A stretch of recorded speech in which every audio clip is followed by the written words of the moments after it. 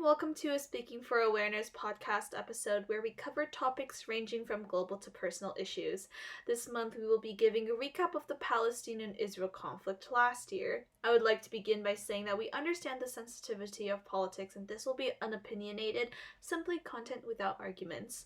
Let us begin by introducing our speakers. Hi, I'm Lily and I'll be a speaker for today's episode. Hi, my name's Jasper and I'll be a speaker in today's episode. In the past, there has been 2 wars and the outcome of them left Israel in charge. The Israeli-Palestinian conflict is one of the world's most enduring conflicts, lasting for the past century. Following the defeat of the Ottoman Empire in World War I, the British took control of Palestine, which was inhabited by a Jewish minority and an Arab majority. Between the 1920s and 40s, the number of Jews arriving in there grew due to the many that were fleeing from persecution in Europe and seeking a homeland after the Holocaust after World War II. The first was the Israel's War of Independence and the Palestinian Nakba during 1948 to 1949.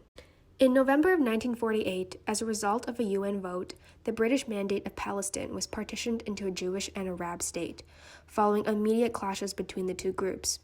As the British withdrew their troops, the conflict intensified, with violence amongst both Jewish and Arab forces. The most infamously brutal massacre was perhaps the attack on the Arab village of Deir al-Yassin on April 9, 1948. May 15, 1948 marks the day Israel declared independence. Arabs forced from numerous countries occupied southern and eastern Palestine, not apportioned to the Jews. As the refugee crisis grew in the Arab countries, the invasion was claimed to restore law and order, citing incidents such as that at Deir Yassin. Israel took control of the main road to Jerusalem and repulsed the Arab attacks. By the ceasefire in 1949, Israel controlled most of the territory except for the Gaza Strip. However, a peace agreement was never reached. This war of independence for the Israeli is also known as Nakba or catastrophe for the Arab world. In the past 50 years, Israel has built settlements in these areas, where more than 600,000 Jews now live. Peace talks have been taking place on and off for more than 25 years, but so far have not solved the conflict. Next were the Gaza Wars. This was a military operation launched by Israel in the Hamas-ruled Gaza Strip. The Gaza War was a 3-week armed conflict that took place in the Gaza Strip during the winter of 2008 and 2009. The second war lasted for 50 days between July and August of 2014 and ended in a truce. In the 2014 war, between 2,100 and 2,300 Gazans were killed. The UN estimates that more than 7,000 homes for 10,000 families were destroyed and 89,000 homes damaged. A number of legal and moral issues concerning the conflict arose during this course of fighting. Victory was claimed by both sides. According to Israel and Palestinian President Abbas, Hamas was severely weakened and achieved none of its demands. According to Hamas, Israel was repelled from Gaza. At this point, one may ask, how does this history connect with what has happened in Palestine? What has happened was a 100-year-old issue stemming from World War I. Britain took control of the area known as Palestine during World War I after the Ottoman Empire was defeated. At that time, the land was inhabited by the Jewish and the Arab. There was a Jewish minority and an Arab majority, so when the international community took Britain to establish a home for the Jewish people in Palestine, Palestinian Arabs opposed since it was also their ancestral home. From then, tension increased between the 2 peoples. During World War II, huge numbers of Jewish people fled to Palestine because of the Holocaust, and so violence between the Jewish and Arabs rose, and opposition to the British rule also grew. In 1947, the UN voted for there to be a separation, splitting Palestine into Jewish and Arab states, with Jerusalem being an international city. The Jewish leaders accepted, but the Arab side once again opposed. In 1948, the British left as they were unable to solve the problem and a war followed.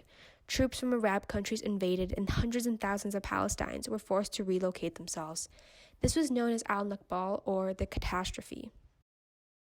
In the end, Israel controlled most of the territory. Jordan controlled land which is known as the West Bank, and Egypt controlled what is known as Gaza.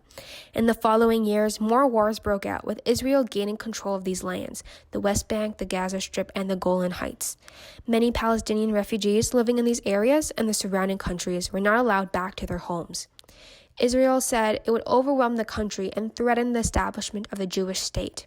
In the past 50 years, Israel has built settlements in these areas where 600,000 Jews now live. As for the annexation of Palestine, Israeli Prime Minister Benjamin Netanyahu and his political rival Benny Gantz agreed to a deal together on April 20th, 2020. This deal allowed Israel's government to annex part of the West Bank and as well as area of Jordan Valley. In short, annexation is the act of acquiring a territory by force and is therefore a violation of international laws.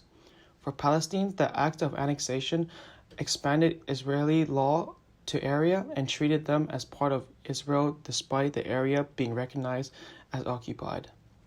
The Israeli government also violated human rights, denied civic and political rights for Palestinians, and violation rights such as freedom of movement, equality, and non-discrimination.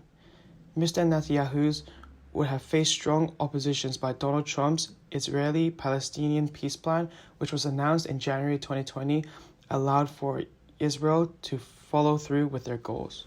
So what caused this explosion of conflict between Israel and Palestine in the last years? The explosion occurred on April 21st, 2021, which was the first day of the Muslim holy month, Ramadan, and also Memorial Day in Israel, a day that honors those that died fighting for the country. The Israeli president was given a speech at the Western Wall, a sacred Jewish site under the mosque, and Israeli officials were concerned that the prayers in the mosque above would drown out in the speech. The police then proceeded to raid the mosque.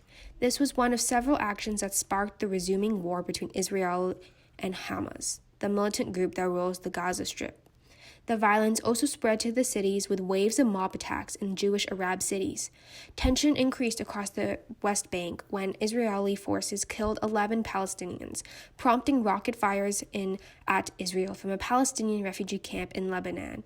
This resulted in Jordanians to march towards Israel in protests. Strong feelings from decades of struggle, discrimination, and restrictions against Arabs within the state of Israel awoke. The trigger was the violation of the mosque. You might be wondering what each side is demanding here. Both of them negotiated borders based on the 1967 boundaries, with land swaps taking into account the major West Bank settlement blocks. For one, Israel wanted sovereignty over Jerusalem. They wanted Israel to be recognized as a Jewish state, Palestine to be demilitarized, as well as the return of Palestinian refugees only to Palestine, not to Israel. As for Palestine, they wanted a halt of the construction of Israeli settlements beyond the 1967 orders. They wanted Jerusalem to be the capital of the state of Palestine, and the release of the Palestinians in Israel jails, including those convicted of acts of terror. They wanted the recognition of all rights returning to Palestinians living outside the borders. And with that brings us to the end of today's episode. Thanks for listening. Please spread awareness of this information and support SFA by subscribing to our channel. A website where you'll be able to download episodes will be up soon. Stay tuned for the next episode. We'll see you all next time. Stay safe, everyone.